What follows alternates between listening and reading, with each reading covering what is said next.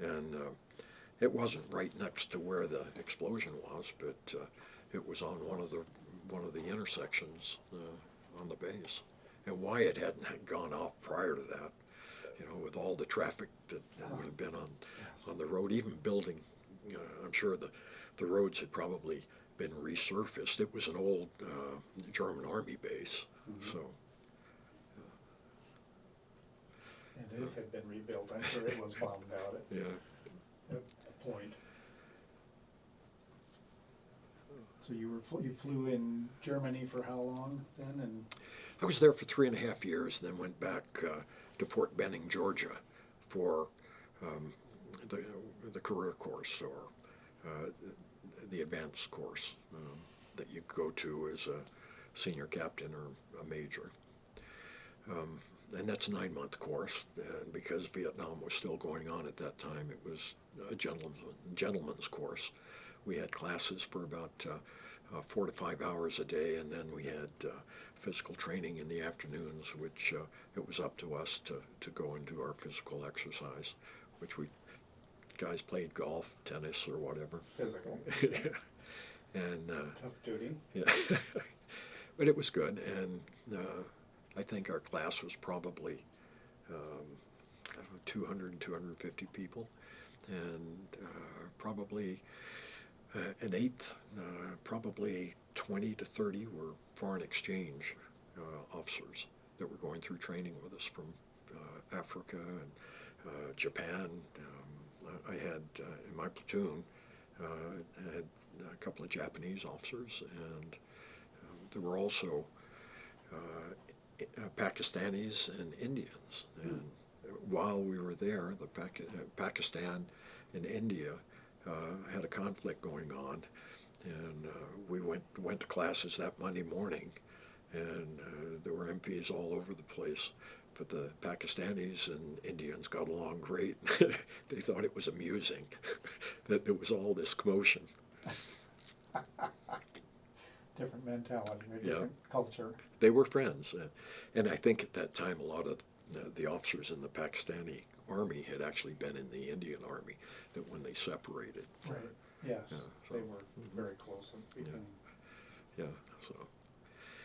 And then from there, following Fort Benning, I was assigned to Fort Lewis.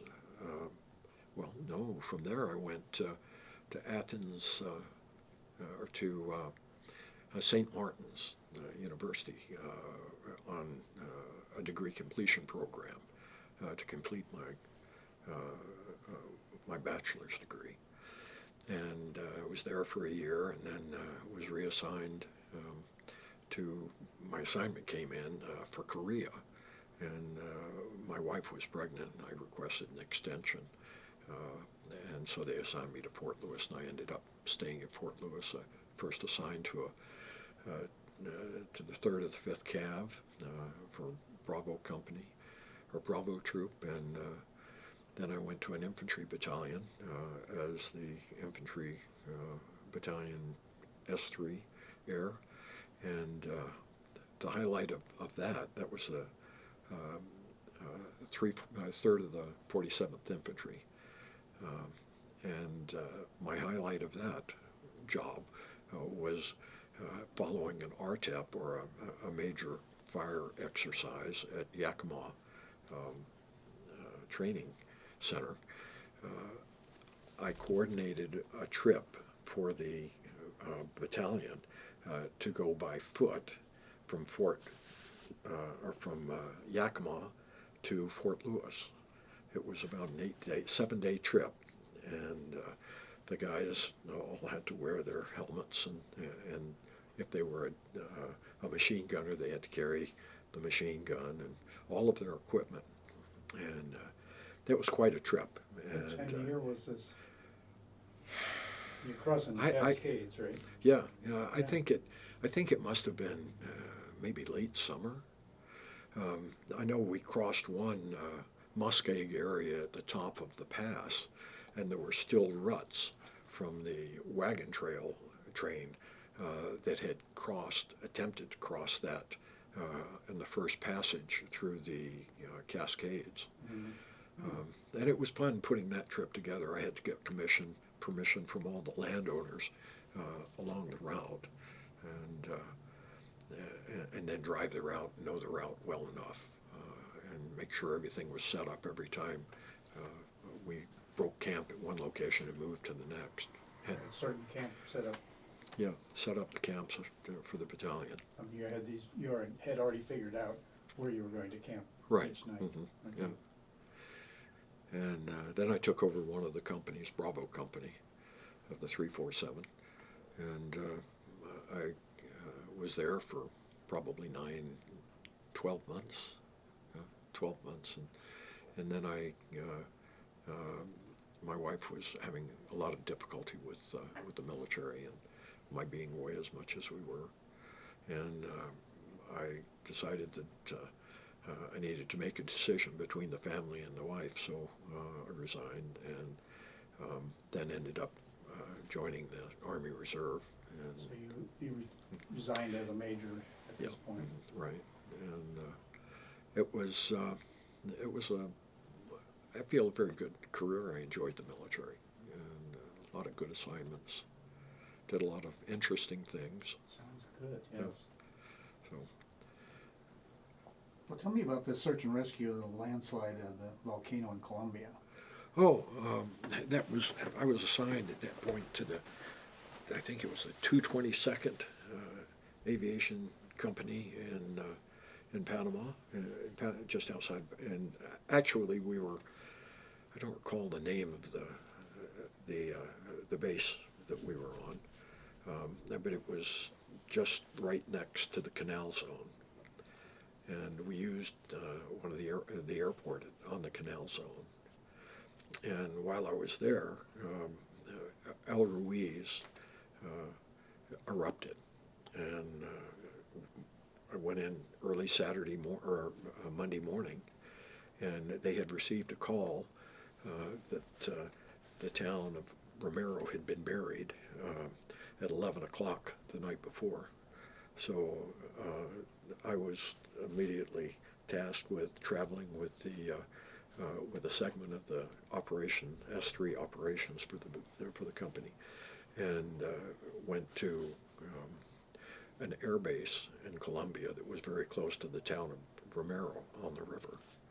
And what had happened, the volcano, which was, I really don't remember exactly what the height of the volcano, must have been about 18,000 feet, had started smoking, and the heating up had caused the overburden in the snow on the snow on the ice cap to melt and saturate the overburden, and the overburden just let loose, and late in the afternoon, and it took, I guess, a couple of hours or an hour for all of the stuff that broke away to travel down the ravine that it led to the town of Romero, but it buried Romero, and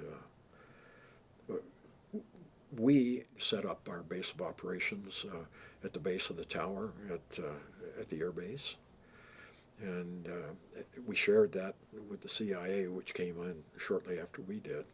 A representative from the embassy, who was a CIA guy, set up operations there also, communicating with the State Department in Washington. And we had flights going out continually. We took reporters out. We carried blankets, water, anything that we could that was needed. And while we were there, countries from all over the world had aircraft landing, providing needed supplies. What were you flying in and out I wasn't flying. I was on the ground. What kind of aircraft? I went down in a C-12, Okay. and I was a passenger in it. I wasn't flying. And we just set up the operations base, made initial contact with the element that we were in the Colombian Army that we were working with, and coordinated with their S3 Air personnel So, and that was, we were there probably 3 weeks, and we finished up the tour by going to a recreational area for the Colombian military in the southern part of Colombia that was a really beautiful facility. But prior to that, we had moved a couple of times. And in those moves, I ended up traveling with the group of operations personnel that I had.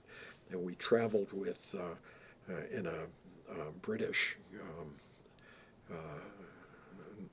141. And they were based in northeastern South America and had come. And we just ended up in Bogota one night, and while there, they had contacted their embassy people, and I contacted ours, and I told them where we were, and explained. The guy wanted to know just exactly where I was in the airport, and I said, I don't know. See down the hallway, and he said, well, look, this is what I want you to do. Walk down to the far end of the terminal building, and you'll see a door that goes out on the ramp. You and your men go out that door, walk down the ramp, and on the third building on the left, which is a sort of like what do you call it, an air service, go in there, and there'll be somebody there to meet you. So we followed the instructions, went in there, and this guy that obviously was Colombian was there. And before going in, I asked if anybody spoke Spanish. We didn't have anybody, but I tried a couple of words, and we went in talking to the guy, and he said, that's all right, you can talk to me in English. He was Air Force. And so we waited there until the embassy set up hotel reservations for us, and they sent a vehicle out to pick us up, and it was an SUV with double windows, and yeah, the driver was armed, and there was a assistant driver in the right seat that was armed, and there was a shotgun or some sort of weapon also. We were all sitting in the back, and they took us to the hotel. They dropped us off, and their instructions was, we were told to tell you, don't leave the hotel. We'll be here at 7 o'clock tomorrow morning. We went and checked in, and I agreed to meet all the guys downstairs at the restaurant. We all went to our rooms, changed, went back down, and they all had already gone wherever they could to find out what was in town. So I ended up that evening linking up with the English guys, the Brits, and we went to one nightclub until it closed down. Actually, it was a pizza parlor where they were playing oompa music, and when the club, or when the restaurant closed, we ended up going to a private club, and we went into the club. At that point, there were probably 12 of us, and we couldn't buy a drink, we couldn't do anything. They announced who we were from the stage, and the night was on them. They appreciated us being there so much. Your keepers probably wouldn't have liked where you were, right? Well, we were back there the next morning. They never knew. Yeah. They apparently didn't like where you were. They got you out of the airport to begin with. Right. Yeah. So, no, that was an interesting time. They were still having problems, and the FARC, which was the revolutionary group that was active in Colombia at the time, and just until recently have been, had actually taken the opportunity of the disaster to do some things in other parts of the country because the military was responding to the disaster. Mm-hmm. So when you got out of the military after you retired as a major, And then you say you joined the reserves? Yes. I was Army Reserve, and then at the time I was managing a remote mining camp for borax, and